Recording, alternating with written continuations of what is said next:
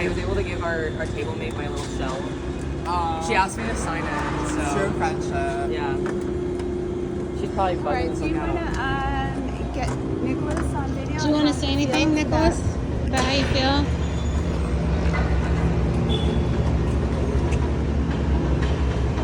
Hi. Well, that was insane.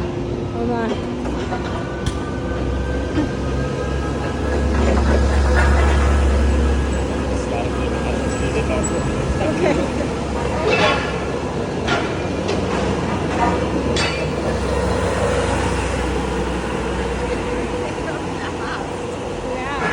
They're fast. Thank you. Imagine if Peg got ran over. That'd be so scary.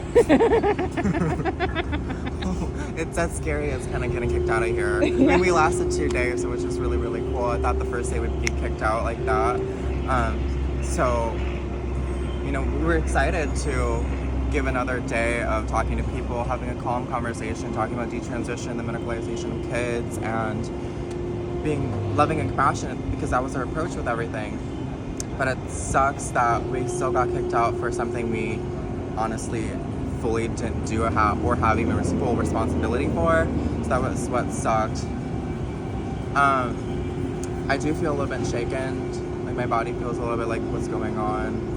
Thought it'd be like a calm, civil place, but clearly there's some injustice and people that are here to harm children. I mean, this is proof that they're trying to silence us and take away the rights from children by medicalizing them and making them into lifetime medicalized patients. So it's kind of like divine that this is happening because it just shows proof. Well, and it reminds me of that psychological concept that like the thing is not the thing, and like them kicking us out because of an association with someone that we didn't even know because of an association, guilt by association. That's not the real reason. The real reason is what we're out here talking about and it being unorthodox, despite the fact that it's truthful. So yeah, and people can't handle the truth apparently. I mean, we've had great conversations with people. no, actually, I didn't think we were gonna. I could not have predicted that we were gonna get kicked out. Yeah, not Like at all. I still am very confused and unsure of how one person having an association of a rule violation from last year reflects on all of us as individuals. It just doesn't make any sort of political sense within the organization, and that's why I do think it's about something bigger that they're not willing to talk about or admit. Yeah, like the higher ups didn't even come to talk to us. It was mainly like the middlemen, the people that own the location or the convention hall came to talk to us, and it wasn't actually people that. Well, January was trying to get answers and by asking questions, but they didn't have any answers to sort of give us to help us feel like why are we being kicked out? All the things that would help us feel like okay, this makes more sense. Those are like historical. Sorry, there's some movement. Those are like historical manipulation tactics. Keep you as dumb as possible. Keep you as uninformed as possible because you're easier to control. Because if we knew the actual reason, we could pass it along to the people who are listening right now, and that gives us and not them the power, right? I mean, I doubt that if we even like reach out to them by email because they gave us the contact information, I doubt they'll even respond just because that'll give us power, and they clearly don't want us to have power. Which is kind of funny because isn't like one of the whole themes of the conference like equity, like distributing power. I don't know. Oh, I can speak on that. Yeah, so Admiral Levine talked about inclusion, non-discrimination. We're not really being included or not discriminated against. We so that's are kind of funny. being excluded because we're talking about detransition and we're talking about parents who have had gender dysphoric kids and taking a different approach. And so it's not inclusion, it's all about the trans agenda. We know this, of course. Anybody who's in this knows that. So they don't live by their words. If they want healthy children to grow up to adulthood, they don't poison them with cross-sex hormones, with puberty blockers that are used to castrate men and removal of healthy body parts. That's not what we do to children to ensure that they have a healthy life.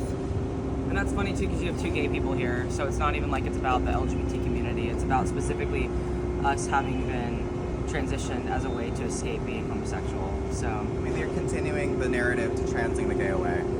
yeah.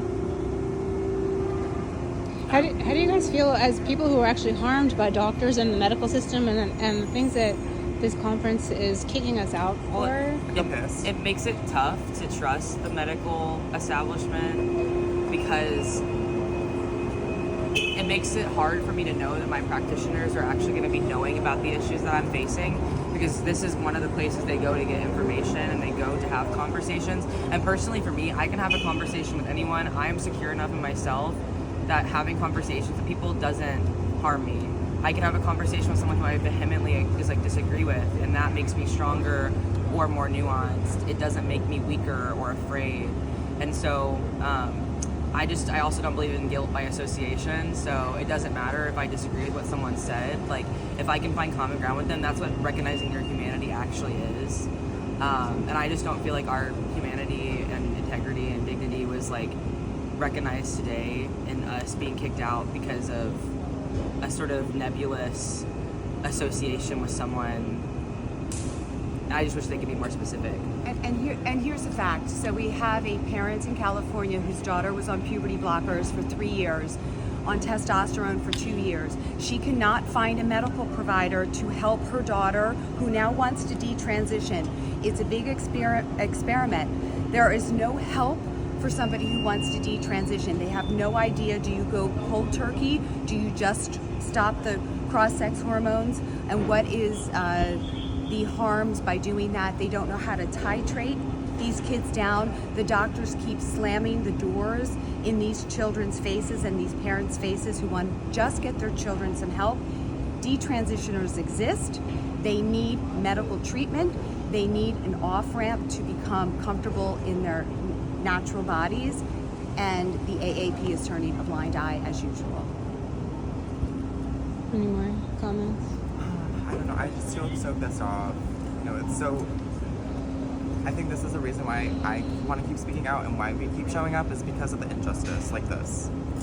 We matter. Our voices matter, and our health matters. We went through such a traumatic medical experiment, and yet we're still constantly put into this turmoil and more experiences where it's kind of reaffirming that, and it sucks, it's painful, but we'll still keep going on. We're resilient. So they're kicking us out because we refuse to sterilize vulnerable children who are experiencing gender dysphoria, like my daughter, and would advocate for cutting her breasts off instead of her getting the proper mental health care that she desperately needed. There's a box. Yeah. Oh.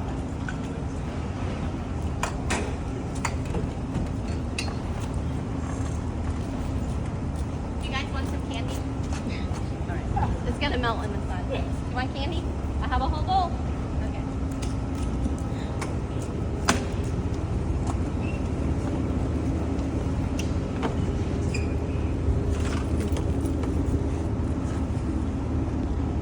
Well, you know what, Pam? At least we had 2 successful days talking to some really concerned pediatricians, and that I'm grateful for. They can't continue to silence the voices of the most vulnerable that are being harmed. We're only going to get louder.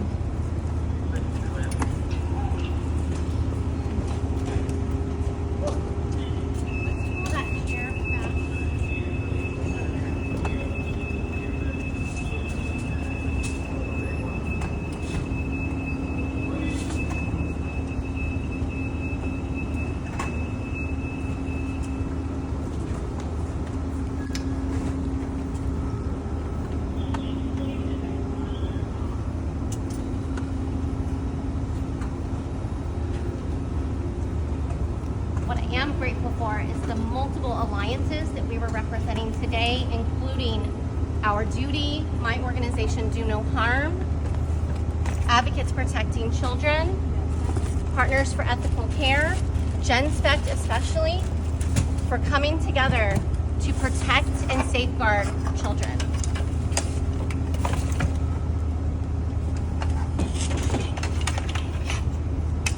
Should I put this in now?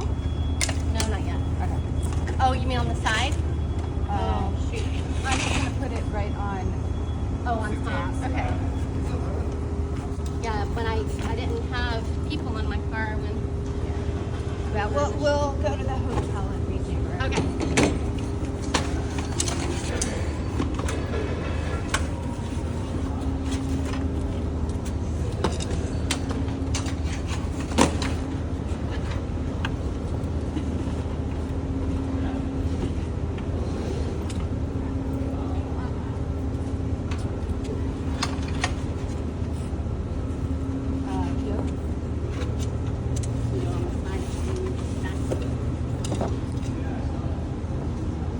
I made a video walking to my car.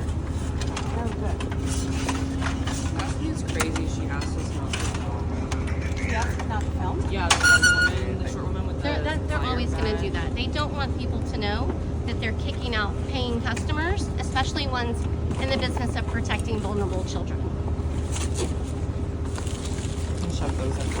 Oh my Uh-oh. gosh. That's okay. It's okay. I also can't personally imagine like not wanting to acknowledge your blind spots. Like I Or think just that's have a conversation. Well, just have a conversation. Like one of my big like values is like acknowledging blind spots and trying to like receive criticism well. And I feel like that's one thing that I don't see any booths really doing is how kids are being let down by the medical establishment. Like all they talk about is how we can help them, but there's not any sort of accountability for how they're harming them, which we know they are. The entire history of psychology and medicine has been harming people and then trying to make right of it. And so if you can't even admit the harm, you can't make right of it. And I think that's kind of where they're stuck at. Like, you know, they need to make it right, but that takes time and energy. And we heard so much this weekend how physicians only have 15 minutes with patients. And that's not enough time to really listen to patients and give them the help that they need. So that's that. Thank you. 2 generations deep in over medicalization here. You want to just stick those on top or? I hope you don't have to back out anywhere. Thank you.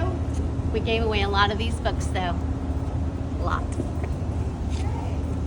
right, that one's yours, my love. All right, here we go. Bye, AAP. Bye, thank you. All right.